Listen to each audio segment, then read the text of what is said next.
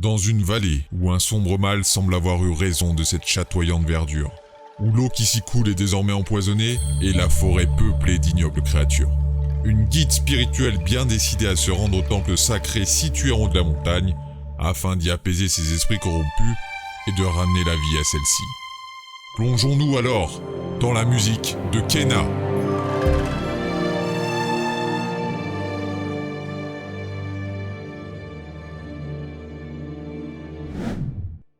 Tout d'abord, je dois vous parler d'Amber Lab, le studio américain à l'origine de Kena, fondé par deux frères, Mike et Josh Greer, en 2009. Ils ont commencé comme un studio d'animation et de contenu numérique par la création de campagnes publicitaires pour Coca-Cola ou encore KFC. Néanmoins, le vrai succès arriva après la réalisation d'un court-métrage nommé Majora's Mask Terrible Fate qui avait enflammé la toile en rendant hommage au jeu.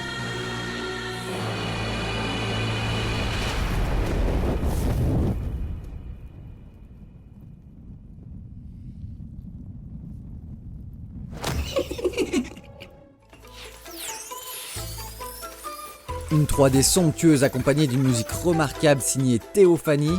Et vous voyez où je veux en venir, c'est bien lui qui concevrait une bande originale encore jamais réalisée pour un jeu vidéo.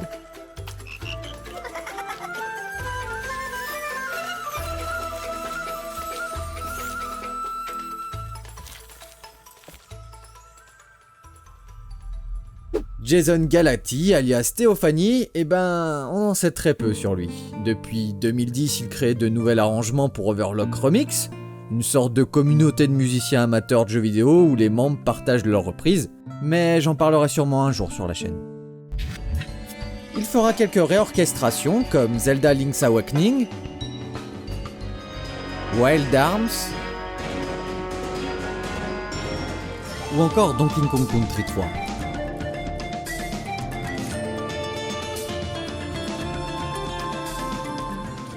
Puis il sera approché par Amber Lab pour produire Dust, un court-métrage qui traite une espèce de peste produite par une mystérieuse poussière dont la quête sera de trouver un remède. Mais surtout de Majora's Mask Terrible Fate. Suite à ce succès, le studio se lance dans leur premier jeu vidéo et notre jeune compositeur aux commandes de la bande-son. Kena Bridge of Spirit est un jeu aux cultures japonais et balinais. C'est d'ailleurs avec un certain Dewa Putu Berata, musicien et compositeur, qu'il collabora en mêlant une écriture musicale cinématographique au style traditionnel riche de Bali. Bon, au départ, ça s'est pas vraiment passé comme ça. Ce compositeur refusait de mélanger la musique traditionnelle balinaise avec le jeu vidéo, qu'il jugeait trop éloigné de leur culture. Puis avec un petit billet, la collaboration avec son groupe gamelan Kudamani naquit. Entre parenthèses, ils ont fait le même coup à Disney pour Raya et le Dernier Dragon. La bande-son de Kena évoque la beauté naturelle, le mystère et l'essence même de l'aventure. Théophanie ne voulait pas simplement imiter le son traditionnel, mais le reproduire via l'instrumentation typique, pour la plupart en bambou et difficile à transporter. Il se rendit donc sur l'île de Bali pour enregistrer avec le groupe. Donc travailler en étroite collaboration avec les musiciens traditionnels a permis à l'équipe d'Amber Lab d'éviter les pièges dans lesquels d'autres développeurs de jeux sont tombés. Comme lorsque The Legend of Zelda Ocarina of Time a incorporé par inadvertance des prières islamiques dans l'une de ses musiques.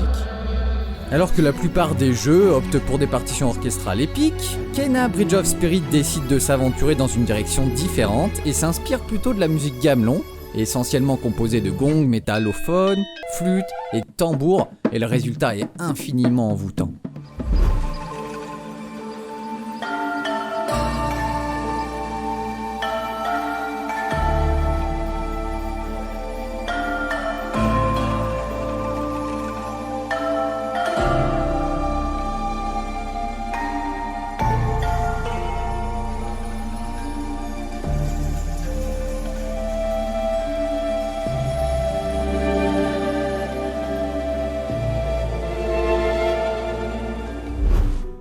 Les instruments en bois qui pimentent la bande sonore ajoutent une touche terreuse au jeu, tandis que les instruments avant injectent une légère fantaisie. Le résultat est que, alors que Kena explore les environnements autour d'elle, remplis de feuillages verts et de forêts épaisses, la musique semble ajouter à l'atmosphère naturelle et de plein air. Les voix supplémentaires garantissent que la bande-son inspire un sentiment d'émerveillement enfantin. Cependant, le jeu ne garde pas toujours un tempo joyeux. Lorsque Kena affronte les ennemis, la musique passe à un ton sombre qui pompe l'adrénaline et augmente la fréquence cardiaque.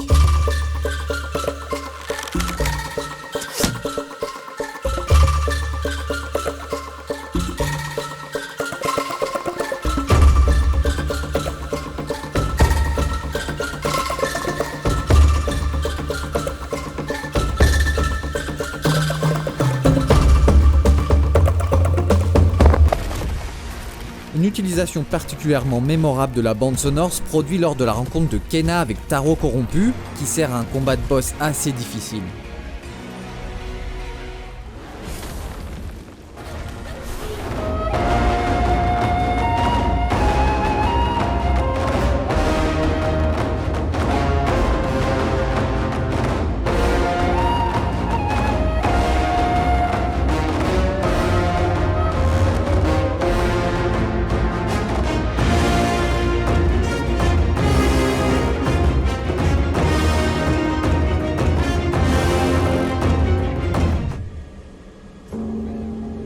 L'ambiance sombre de la musique combinée au visuel aide à créer efficacement un sentiment de danger et de sensations fortes sans compromettre l'esthétique fantastique du jeu.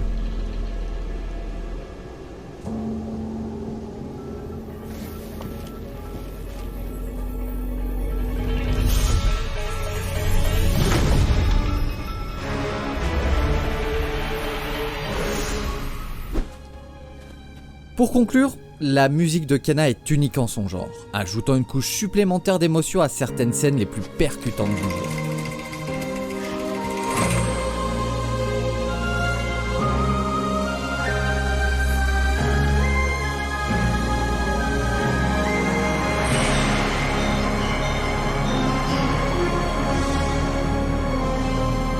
L'histoire n'est pas aussi complète que beaucoup avaient prévu ou espéré. D'ailleurs, on retrouve une sorte d'inspiration avec les masques de Zelda Majora's Mask.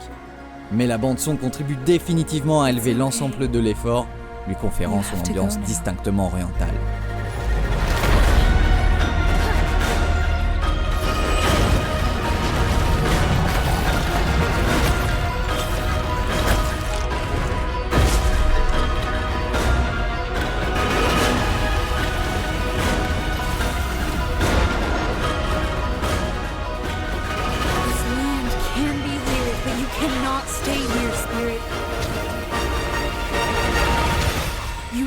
Move on.